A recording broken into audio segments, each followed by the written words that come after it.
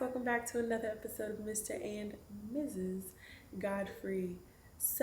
I have gotten a request to do this video a few times, and full transparency, it's always been on the list, but I guess I kind of viewed it as like a specialty episode because I'm like, oh, not everybody is interested in hearing about this. But something I'm learning as of the last few weeks and us being back is that not every one of our videos is going to be for every one of our subscribers. Light bulb moment, I know, but so I figured, why not share my perspective and my experience, what life is like when my husband travels? Because maybe someone is considering marrying a traveling minister or a business person who travels often, and you're not sure if God is calling you to it or not. Of course, you are supposed to pray. Please do not let this video replace praying for clarity from the Lord. But I do hope that my testimony and my experience can just be an added resource. And if you are already married to a traveling minister or a business person let's just say someone who travels often, to just blanket it, maybe some of the tips and ideas and advice that I share at the end will help you. I wanted to start out with just talking about my own personal experience first. I did know. The first question is, did I know that life would be like this when we got married? I did know. If you know my husband, you know that he's very detailed. But when we record, I think it was even before we even started dating, I knew where we would be living. I knew we were going to be living in Houston or in the Houston area. And I also knew that travel for him would be about 50% of the time. And before, we thought it was going to be 50% in Nigeria. Thank God. I love you, Nigeria, but I'm so thankful that my husband's not there 50% of the time, because not only is it super far, but there's like a 6 to 7 hour time difference depending on the time of the year, which makes communication that much more difficult for us. So by God's grace, he travels about 50% of the time, but most of the time it's here in the States, and it's only for a few days at a time, versus Nigeria. That's gonna be for a few weeks. You can just pop in and say hey. So the video, I don't think I've told you, this video is about what things are like, what life is like for us when dad travels. So I'm sharing first like my perspective, then what I noticed as far as like you and Rain, and then just general like advice for people who are considering this lifestyle, already living this lifestyle. But before you go, do you have like one bit of advice for children, maybe teenagers who have a parent who travels often? So what I want you guys to, what I would advise is that you should always try your best to be encouraging and try your best to talk to them when they're not there, because they're working hard and they're doing stuff, whatever they're doing is for you and to benefit you and the family. So you should try your best to encourage them as often as you can, and just don't make them feel bad that they're gone. Like, I used to do that when I was younger though. I would be like, oh, they're never home, blah blah blah. But like, as I grew older, I started to understand that he's not just doing it for fun. Like, he's doing it to help me and Come to on, wisdom. So just try your best to encourage and love on them, and just be there for them, to let them know that you you see what they're doing, you see the hard work they're putting in, and show them your love. That's really good, Brian. Thank you for that. It's actually something I was going to say. I don't want to jump too far ahead, but yes, if you have a spouse or parent, maybe a teenager or a child of someone who travels often is watching this, you do not want to make them feel guilty for being away from the home, especially if they're making a life for the family. Can't imagine like how distracting those thoughts and feelings can be. Like, dang, am I abandoning my family? Is this unfair to my spouse? Is it unfair to my children? Like, we don't want to make them feel that way, especially when what they're doing we believe to be the call of God on their life. We don't want to create that friction for them. So yes, I knew that life would look like this when we got married. I was not surprised, and that would be my advice to someone who's considering marrying someone who travels often, just know what you're getting yourself into. Count the cost. Not every day and every trip is going to be perfect, but you have to say yes, and your yes has to be a sustaining yes. It has to be a yes that endures, So when they travel, yes, this is the second or third time they've traveled this month, but you got to support them. You have to love on them regardless. You have to, you know, get it together and step up to the plate with the whole solo parenting, all, the responsibilities that will increase. You're saying yes to it, and by God's grace, it's not going to be forever. Like, I do not expect that this is what our life will look like forever.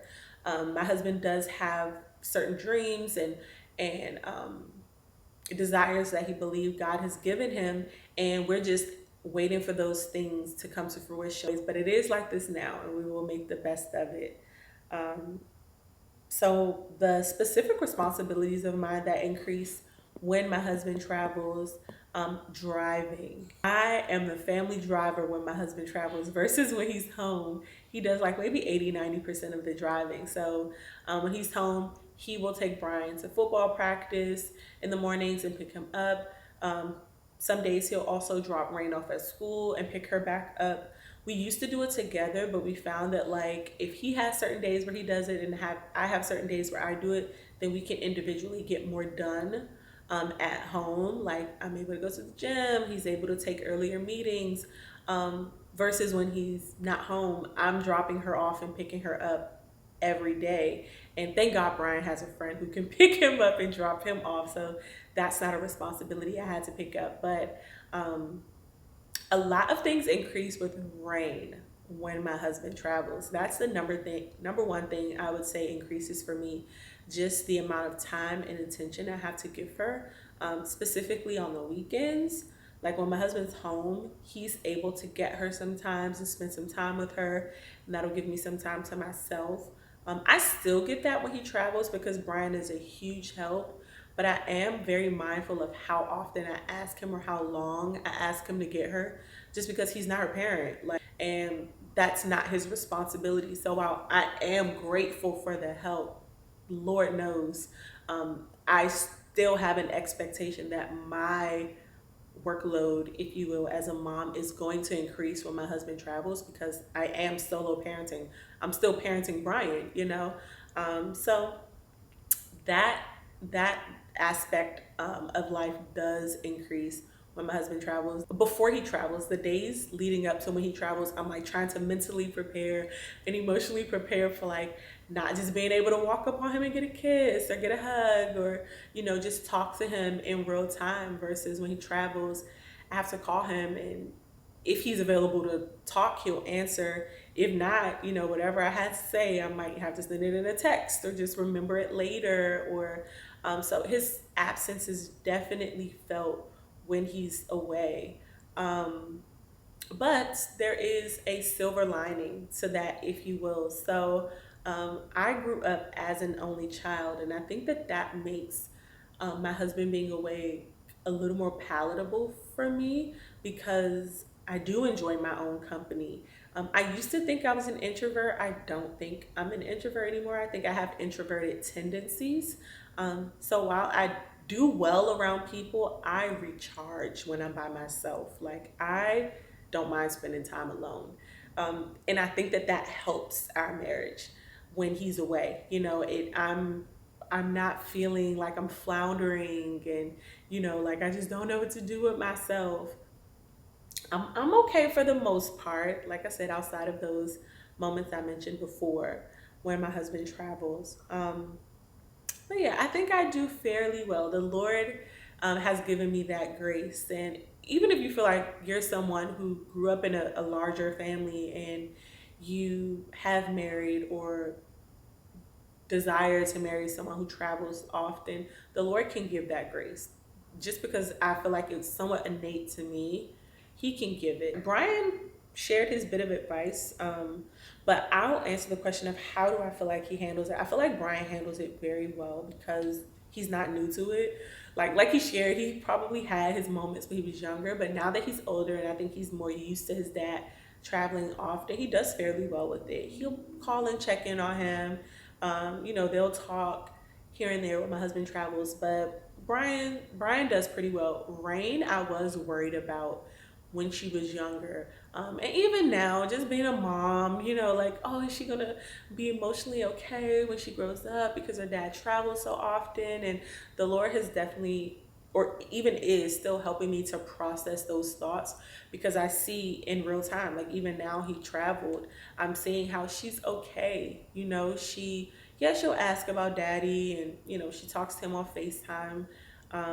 She may say, Daddy, she doesn't say, Where are you? But I know that she's wondering where he is.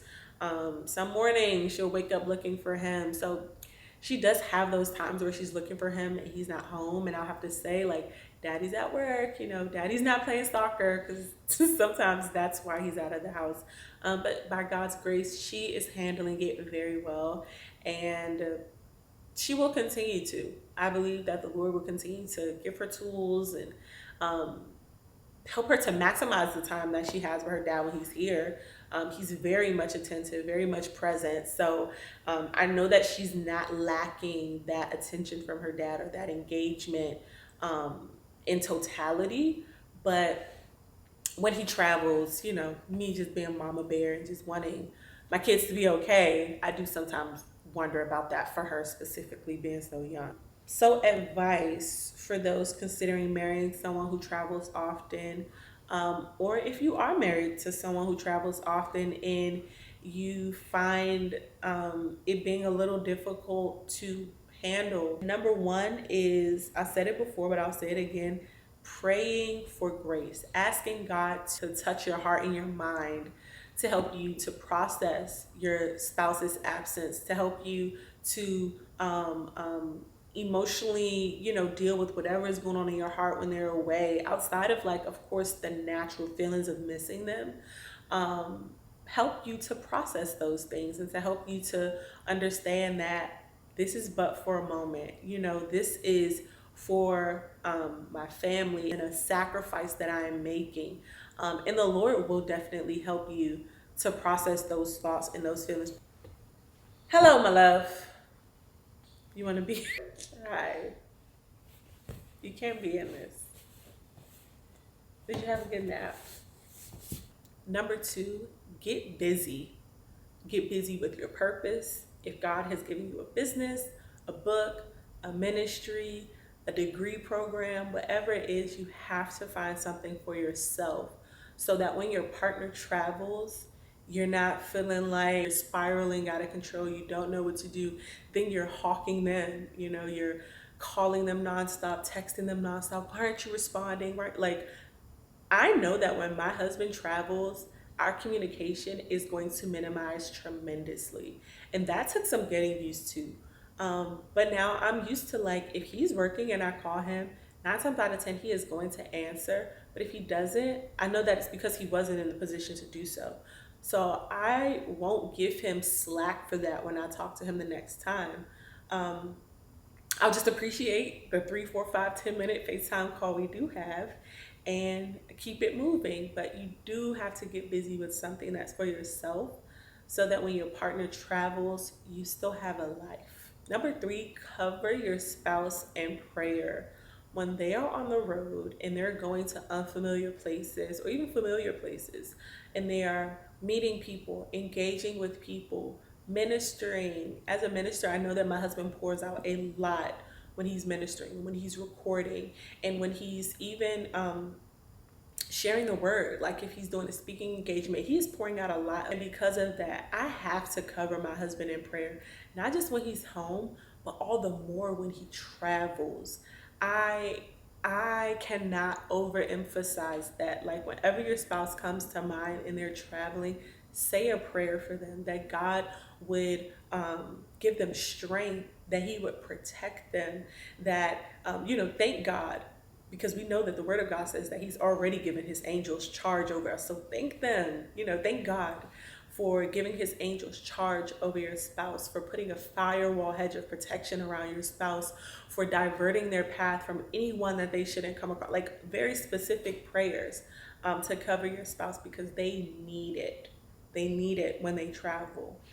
Next, make sure your spouse knows how much they are missed.